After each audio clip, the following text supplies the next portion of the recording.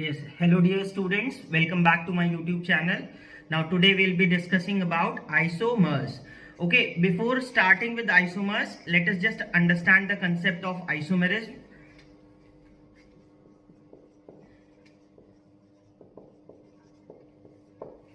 अब आइसोमेरिज्म क्या होता है बच्चों? जब हम एक ही मॉलिक्यूलर फॉर्मूला को अलग अलग स्ट्रक्चर्स की फॉर्म में रिप्रेजेंट कर सकते हैं तो उस फेनोमेना को बोला जाता है आइसोमेरिज्म और उन स्ट्रक्चर्स को हम बोलते हैं आइसोमर्स। सबसे पहले देखिए, if a given molecular formula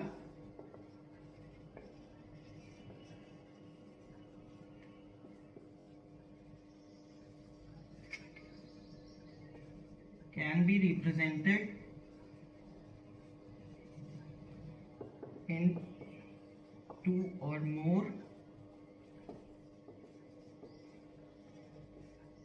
different structures having different properties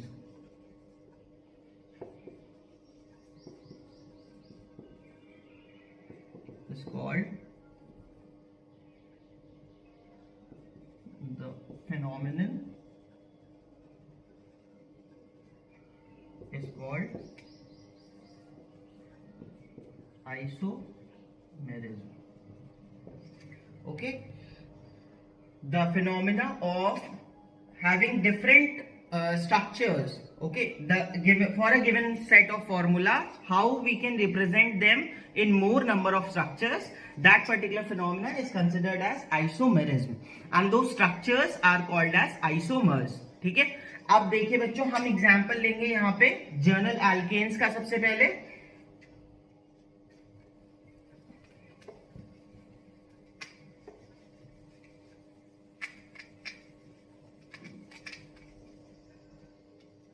alkanes की जब हम बात करेंगे, यहाँ पे एग्जांपल सबसे पहले हम ले सकते हैं ब्यूटेन का, 4 कार्बन के साथ में। ये देखिए,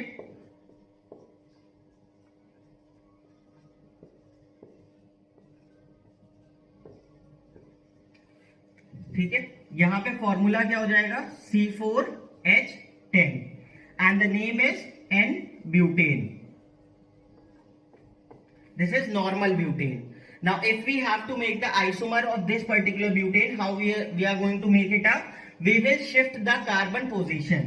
अब देखिए, 3 कार्बन ले लिया हमने,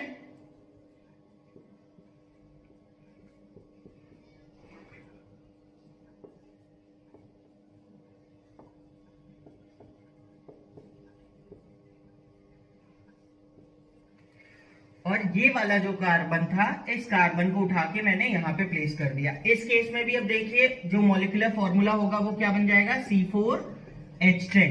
ठीक है, अब नेम यहाँ पे डिफरेंट हो जाएगा, प्रॉपर्टीज डिफरेंट हो जाएंगी, बट जो मॉलिक्यूलर फॉर्मूला है दोनों केस में आप देखिए सेम है। यहाँ पे भी C4H10 है और यहाँ पे भी C4H10 है। दोनों के मॉलिक्यूलर फॉर्मूला सेम है, स्ट्रक्चर वाइज दोनों डिफरेंट हैं और प्रॉपर्टीज भी क्या होंगी, डिफरेंट। तो ब्यूटेन के बच्चों कितने आइसोमर हो गए, 2। ठीक है, एक हो गया आपका नॉर्मल ब्यूटेन और दूसरा हो गया आपका isobutane. This is called as isobutane. ठीक है, आइसो कंडीशन बच्चों कब बनती है? आइसो कंडीशन हम उस केस में बनाते हैं जब एक स्ट्रेट चेन में सारे कार्बन अटैच्ड हों और उसके अलावा सिर्फ एक कार्बन कहीं पे भी जाके किसी भी कार्बन से अटैच हो, mostly in case of second carbon atom. ठीक है, तो वो कंडीशन कौन सी हो जाएगी हमारी, आइसो कंडीशन। अब ये हो गया ब्यूटेन का एग्जांपल। ब्यूटेन के बाद में अब हम देखते हैं पेंटेन और हेक्सेन के लिए। पेंटेन के कितने पॉसिबल आइसोमर्स हो सकते हैं? सबसे पहले कार्बन 1 2 3 4 5 पेंटेन में सब पे हाइड्रोजन अटैच करेंगे।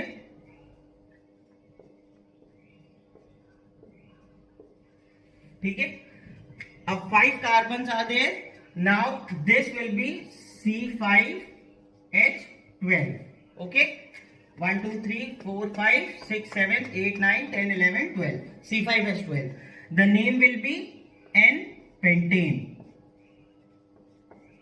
इसके बाद में अब हम कैसे और स्ट्रक्चर्स बना सकते हैं पेंटेन के, उसके लिए हमें क्या करना पड़ेगा, यहां से एक कार्बन को उठाइए और उसको प्लेस कर दीजिए यहां पे।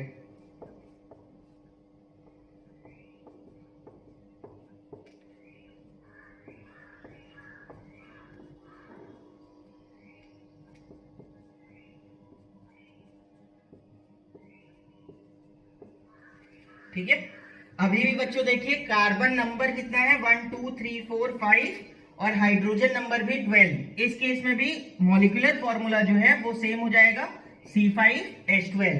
जस्ट अभी मैंने आपको बताया था कि आइसो कंडीशन कब होगी, जब सारे कार्बन स्ट्रेट चेन में होंगे और एक कार्बन सेकेंड कार्बन पे जाके अटैच होगा। अब ये आपका क्या हो जाएगा, आइसो पेंटेन। ठीक है, नेमिंग करने पे हम इसको नेम भी कर सकते हैं। अगर 1 2 3 4 कार्बन, सेकेंड कार्बन पे आपका मिथाइल ग्रुप अटैच है, then it can be also considered as 2 methyl butane. Okay, straight chain comprises of 4 carbon atom और सेकेंड नंबर कार्बन पे यहां पे देखिए मिथाइल ग्रुप लगा हुआ है, इसलिए इसका आयुपैक नेम क्या हो जाएगा, 2 मिथाइल ब्यूटेन। ओके, अब ये दो पॉसिबल हो गए। इसके अलावा क्या और कोई स्ट्रक्चर पॉसिबल है? हम और कोई स्ट्रक्चर 5 कार्बन से क्या बना सकते हैं? बिल्कुल बच्चों, अब देखिए थर्ड जो स्ट्रक्चर होगा, 2 आइसोमर्स हो गए पेंटेन के, एक हो गया आपका एन पेंटेन, दूसरा हो गया आपका आइसोपेंटेन या फिर 2 मिथाइल ब्यूटेन। अब देखिए तीसरा स्ट्रक्चर जो है वो क्या हो जाएगा,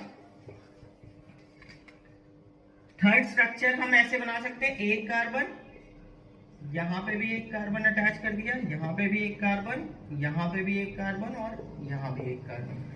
अभी भी कार्बन नंबर कितने हैं बच्चों, 5। सब पे हाइड्रोजन लगा लिया हमने।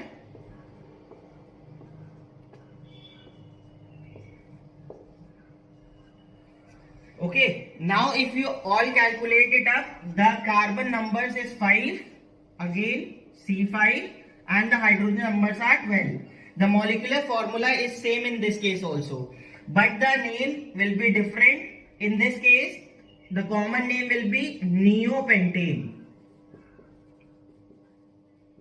Neopentane. Now, when we talk about the neo condition अब क्या होती है? नियो हम तब prefix as a prefix use करते हैं नियो, जब एक कार्बन से 4 डिफरेंट कार्बन अटैच हों, तो उस केस में जो हमारी कंडीशन होगी, जो प्रीफिक्स यूज होगा वो क्या होगा, नियो। आइसो कंडीशन कब होती है, या आइसो एज अ प्रीफिक्स हम कब यूज करते हैं, जब स्ट्रेट चेन पे सारे कार्बन अटैच हों और एक कार्बन सेकेंड कार्बन से आके अटैच हो जाए, वो कंडीशन हमारी क्या हो जाएगी, iso condition.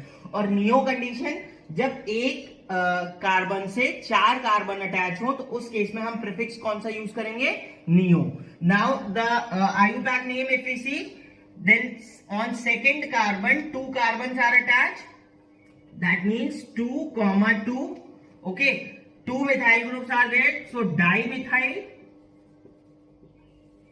2,2 dimethyl, and the straight chain comprises of 3 carbon atoms only. That means 2,2 dimethyl propane. Okay, it can also be called as 2,2 dimethyl propane, neopentane, and the molecular formula is C5H12.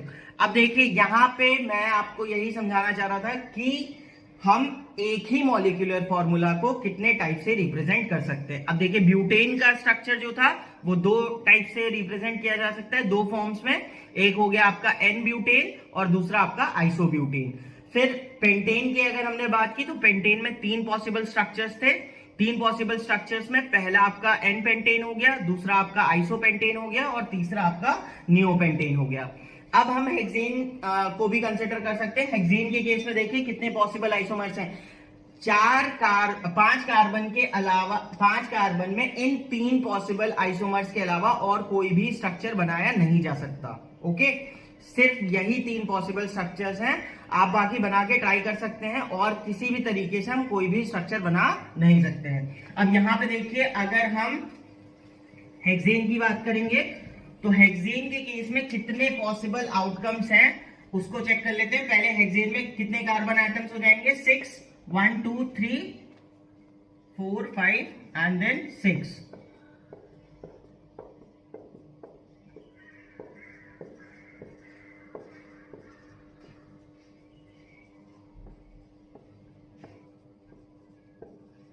Okay, this is your normal hexane. N hexane. The molecular formula will be C6 and H is how much? 1, 2, 3, 4, 5, 6, 7, 8, 9, 10, 11, 12, 13 and 14. That is C6H14. Okay. Now in this case, how else we can draw this particular structure? Okay. Carbon position को shift करते जाएंगे बच्चों. 1, 2, 3, 4, 5.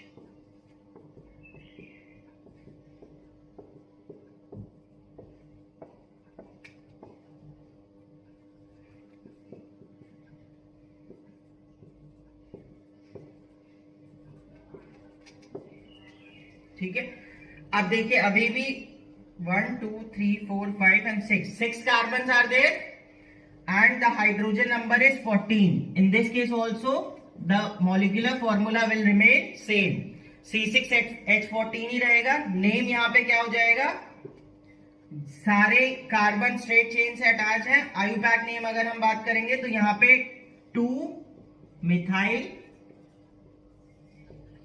Straight chain में कितने carbon है? 1, 2, 3, 4, 5. That is 2 methyl pentane. ठीक है. नाम यहां पे क्या हो जाएगा? 2 मिथाइल पेंटेन. कार्बन नंबर 6 है, हाइड्रोजन नंबर 14 है. सेम स्ट्रक्चर का डिफरेंट सेम मॉलिक्यूलर फॉर्मूला का डिफरेंट रिप्रेजेंटेशन. और यहां पे देखिए हमें दूसरा आइसोमर मिल गया है. दूसरे के बाद में अब हम बात करेंगे देखिए थर्ड आइसोमर की. अब कार्बन की पोजीशन को और कहां शिफ्ट कर सकते हैं? हम थर्ड कार्बन पे भी अटैच कर सकते हैं.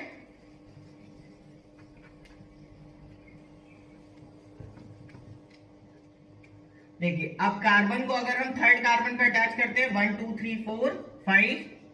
यहां पे अटैच हो गया हमारा कार्बन.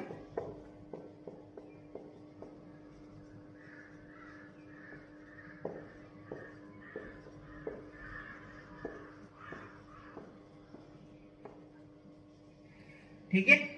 अब इस केस में कार्बन नंबर्स वही है 6 और हाइड्रोजन नंबर कितना है? 14. Okay. But the name in this case will be 3 methyl pentane.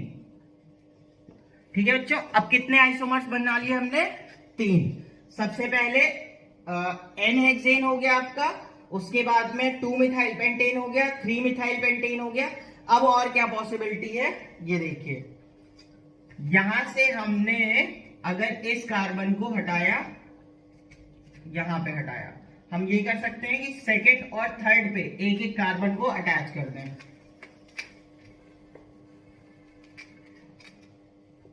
ठीक है. 1, 2, 3, 4.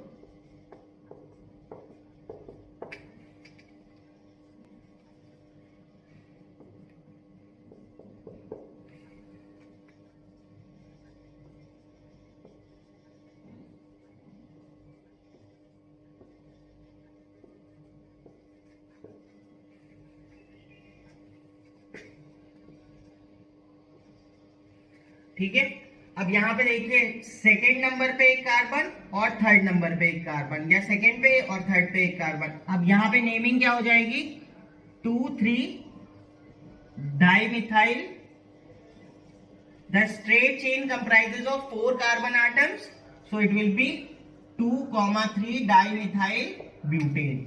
Okay. 2, 3 dimethyl butane. Straight chain में 4 कार्बन हो गए.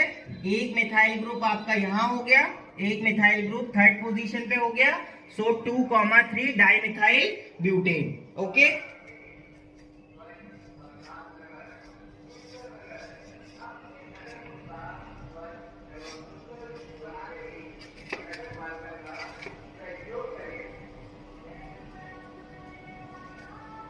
अब और क्या हो सकता है यहाँ पे? देखिए एक और पॉसिबिलिटी है कि हम सेकेंड ही कार्बन पे दोनों को अटैच कर दें. ये भी किया जा सकता है. यहां पे हमने कार्बन अटैच कर लिया, यहां पे कार्बन अटैच कर लिया, और यहां हाइड्रोजन, ये हो गया.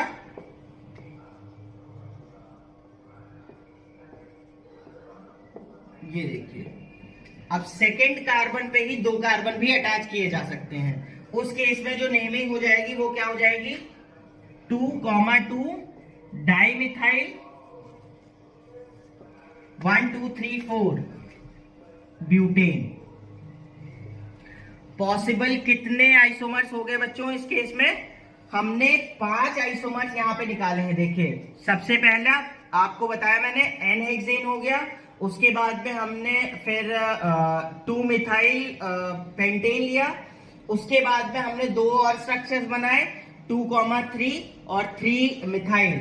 अब यहाँ पे 2,2 डाइमिथाइल ब्यूटेन, ये एक और आइसोमर हमें मिल जाएगा। इस केस में अब देखिए टोटल हेक्सेन के कितने आइसोमर्स हो गए? 5।